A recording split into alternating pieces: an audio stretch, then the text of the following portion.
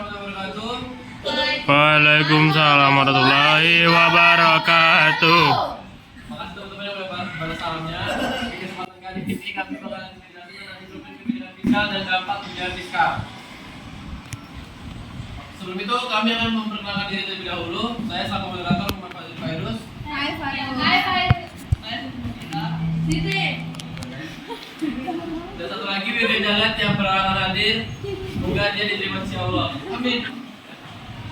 Pengertian dari instrumen kebijakan fiskal itu adalah alat yang digunakan pemerintah untuk mengatur dan menstabilkan perekonomian melalui pengelolaan penerimaan dan pengeluaran negara.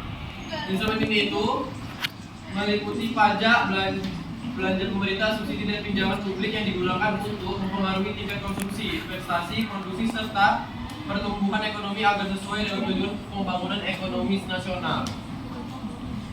Habis itu, kebijakan fiskal itu juga memiliki instrumen yang digunakan untuk menstabilkan perekonomian.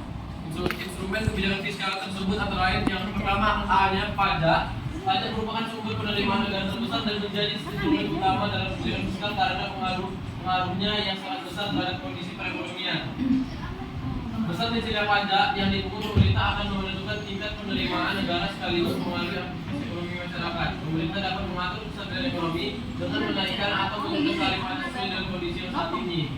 Yang kedua itu ada belanja pemerintah atau government spending.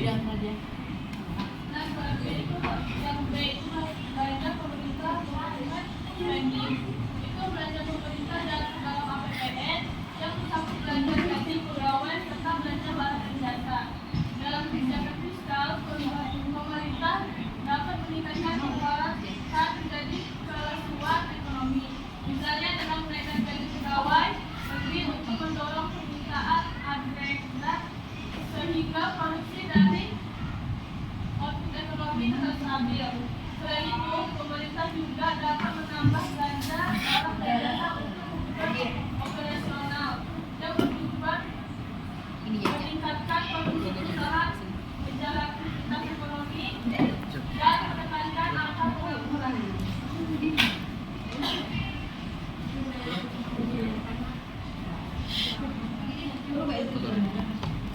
Selanjutnya, ini merupakan kegiatan intensif dari pemerintah bagi kesehatan agar terlarang dan terjangkau oleh masyarakat. Sementara subsidi adalah menjaga daya beli masyarakat kesehatan dan denda. Selanjutnya, pinjam publik adalah dana yang diberikan oleh pemerintah atau lembaga publik kepada pihak tertentu. Tujuannya mendukung pembangunan ekonomi atau pembiayaan dan program prioritas negara.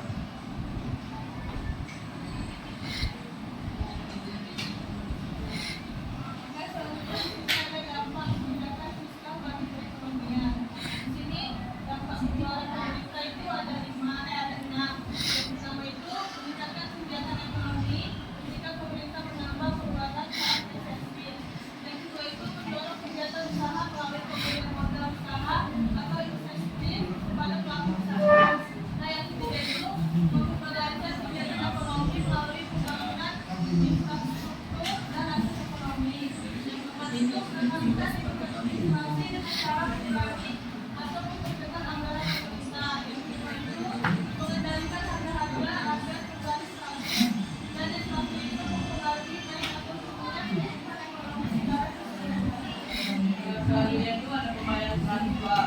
Adanya pembayaran transfer payment baik untuk pensiunan masyarakat maupun mahasiswa diharapkan dapat menjadi stimulus untuk menaikkan daya beli masyarakat. Peningkatan daya beli masyarakat merupakan salah satu cara mengatasi masalah pengangguran. Dan itu yang ketiga itu ada pajak. Kebijakan pajak dilakukan dengan menaikkan atau menurunkan tarif pajak. Pajak dinaikkan saat inflasi untuk mengendalikan kenaikan harga. Sebaliknya, pajak diturunkan saat deflasi agar perusahaan meningkatkan produksi dan ekonomi kembali bergerak.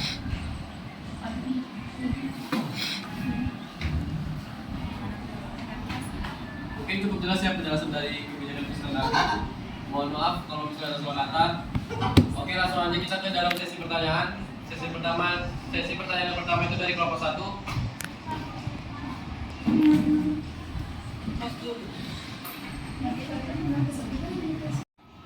Nah, jadi kan kalian sudah menjelaskan nih tentang kebijakan fiskal, jual subsidi. Nah, coba jelasin ada nggak sih dampak buruknya subsidi ini bagi masyarakat? Bagaimana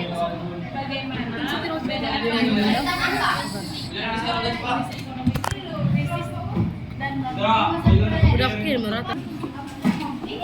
Udah rekam ya?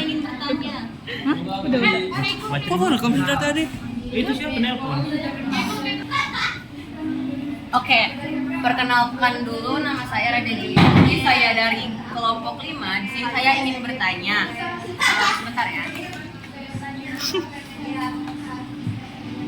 Mengapa subsidi dianggap penting dalam kebijakan fiskal meskipun membebani anggaran negara? Terima kasih. Jadi Sarina akan bertanya, mengapa kebijakan fiskal yang bertujuan meningkatkan pertumbuhan ekonomi berpotensi menimbulkan defisit anggaran negara?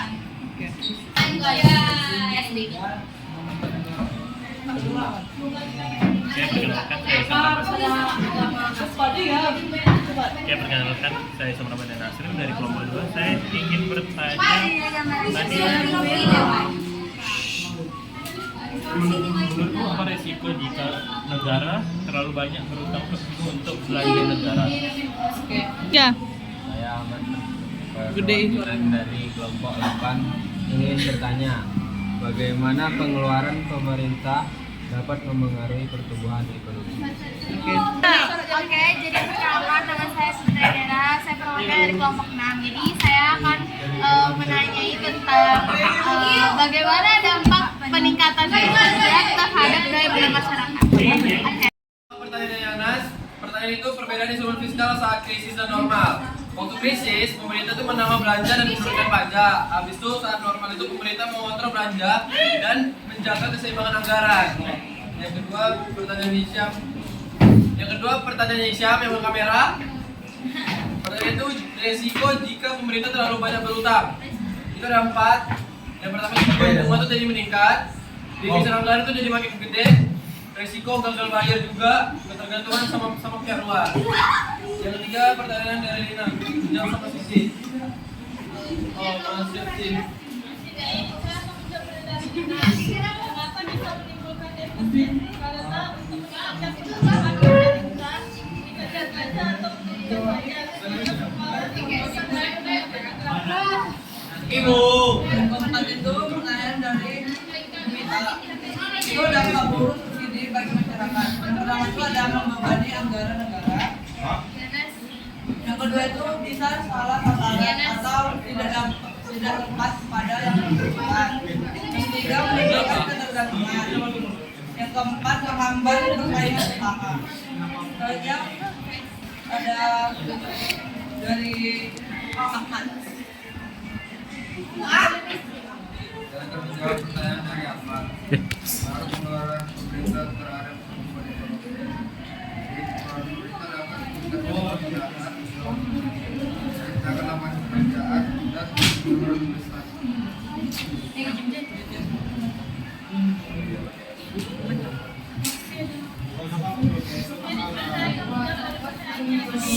Diam dulu.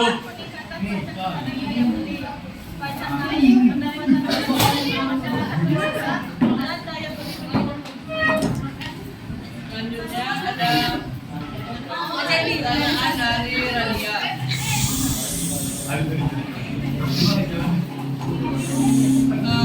Apa subsidi dianggap penting dalam kebijakan fiskal membebani anggaran negara?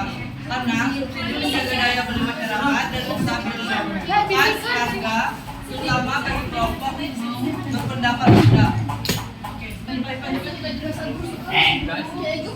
Oke teman-teman, makasih banget yang udah dengerin, yang nggak dengerin. Oke, makasih teman-teman yang udah dengerin. Mohon maaf biar selengkapnya kami ucapin. Waalaikumsalam warahmatullahi wabarakatuh.